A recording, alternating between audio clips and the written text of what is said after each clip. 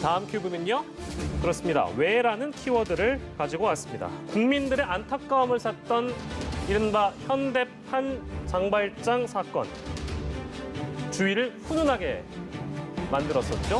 근데 이 사건이 논란입니다. 아들과 함께 식료품을 훔친 30대 가장에 대해서 부도덕한 논란이 일었다. 그래서 후원 취소 요청이 잇따르고 있다. 이건 어떻게 된 일일까요? 이걸 저희가 짚어보도록 하겠습니다.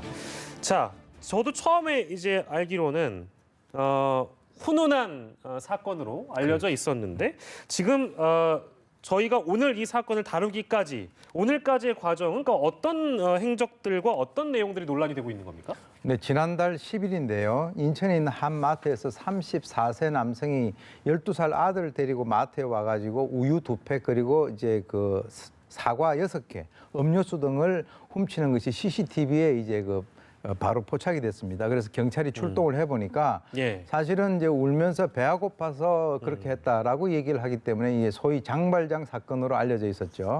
그런데 이제 그 당시에 이렇게 해가지고 경찰이 국밥도 사주고 또 지나가는 분이 20만 원도 쾌척을 하고 그리고 이제 경찰 같은 경우는 취업 알선 아들에게 뭐 무료 그 음식을 갖다가 먹을 수 있는 급식 제공 카드도 다 구해줬는데 그래서 이제 어떻게 됐냐면 작년 연말에 대통령도 수석 비서관 회의에서 이것을 언급을 했단 말이죠. 그리고 이제 그 경찰관도 이제 미담으로 표창도 받고 그랬는데 나중에 이제 살살 어떤 얘기가 나오냐면은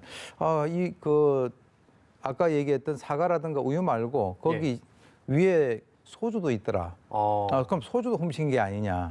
그리고 이제 아들을 동원해서 소위 그 절도를 갖다 시킬 수 있느냐라고 하는 거. 그리고 이제 이 사람이 기초생활수급 대상자라고 한다 하더라도 한 달에 한 135에서 한 150만 원 정도를 받는데 그렇게 밥을 못 먹을 정도냐라고 할 정도 여러 가지가 이제 얘기가 제시가 되고 있죠. 지난번에 뭐 복지 혜택 받지 못해가지고 사망한 탈북 모자들도 있는데 이 사람은 그래도 한 달에 한 150만 원씩 받고 있지 않습니까?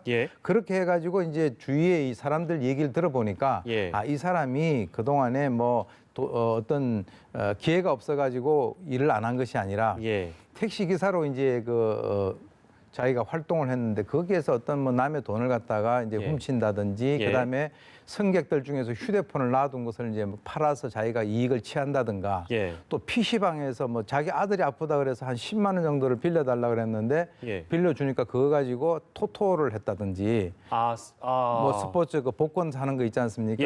그런 등등의 여러 가지 얘기가 나와가지고 지금 이제 거기에 후원금들이 한 2천만 원 정도 되고 엄청나게 많은 후원들이 있었는데 지금 이제 그것에 대해서 돌려달라라고 하는 이런 얘기들이 나오고 있는 것이죠. 후원 취소를 하겠다라는 요청들이 빗발치고 있는 상황이군요.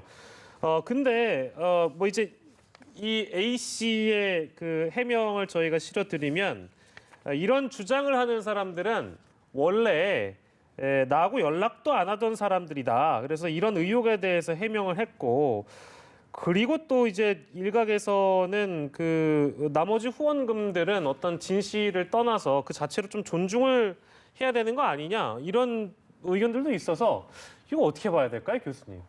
일단 본인이 자기는 후원금을 받을 자격이 없다라고 얘기는 했습니다. 그런데 지금 현물로 나온 것들이 있는데 그것은 뭐 쌀이라든가 생필품 같은 경우는 이미 전달이 됐고요. 그리고 이제 이 돈과 연관돼 가지고 개인적으로 나는 내가 낸 그 후원금을 돌려달라고 하는 분들이 계신 모양이에요.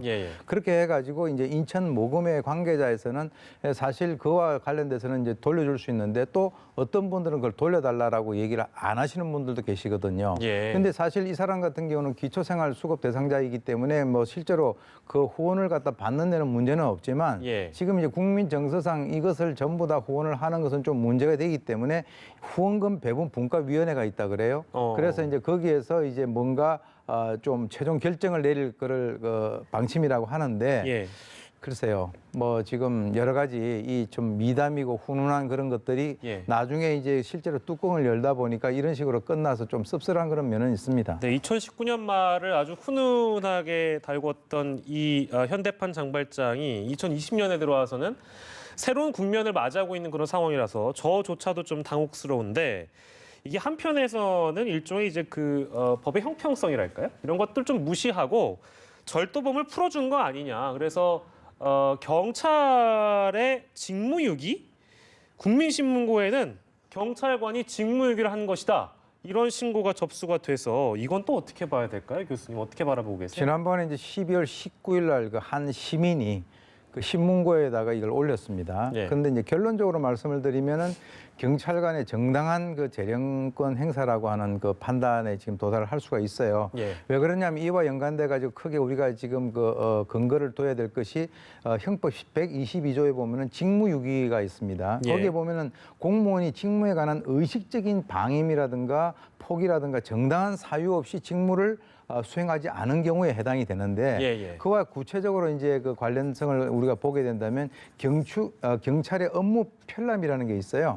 거기 보면은 이제 범죄 사실이 경미하거나 또는 그 어떤 그 피해 금액이 적거나 또 개전의 정이 있거나 또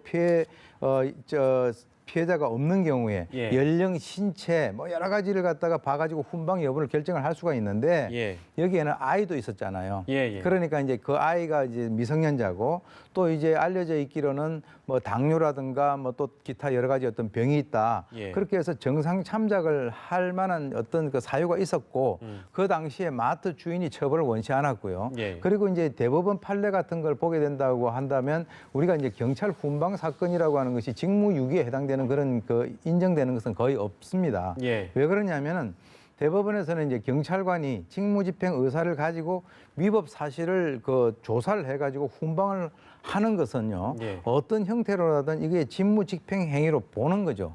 직무집행 행위로 보기 때문에 이것을 단지 피사건으로 입건을 해가지고 수사를 하지 않았다라고 해가지고 이것이 직무유기에 해당이 되지 않는다라고 하는 대법원 판례가 있어요.